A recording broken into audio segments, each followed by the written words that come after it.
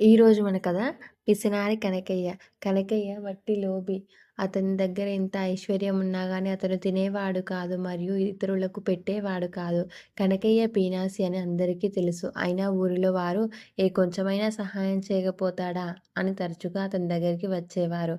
సహాయం చేయమని కోరేవారు. కానీ కనకయ్య వాళ్ళకి ఏవేవో సాకులు చెప్పి తప్పించుకునేవాడు. అయితే సహాయం చేయమంటూ ఊరి వాళ్ళ పోరు రోజురోజుకు అధికం కావడం వల్ల కనకయ్యకు చికాకెక్కువైపోయింది.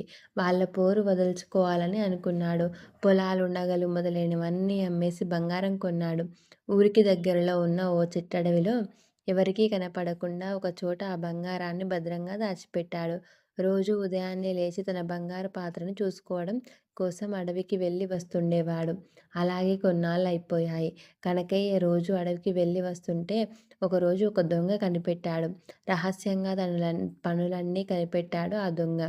అయితే ఒకరోజు సాయంత్రం అడవికి వచ్చి ఆ పాత్రలోని బంగారాన్ని తవ్వుకొని పట్టుకొని పోయాడు దొంగ. మరునాడు ఉదయం మామూలుగా కనకయ్య అడవికి వచ్చి చూసుకున్నాడు.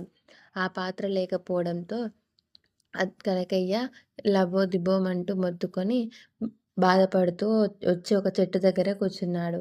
అటువైపుగా వెళ్తున్న ఒక ఆసామి కనకయ్యను చూశాడు. "నువ్వు ఎందుకు ఏడుస్తున్నావో తెలుసుకోవచ్చా" అని అన్నాడు. అప్పుడు "ఆ బంగారం నా బంగారం పోయింది" అని చెప్పాడు కనకయ్య. "నీ దగ్గర ఉన్నప్పుడు నువ్వేమైనా అనుభవించావా?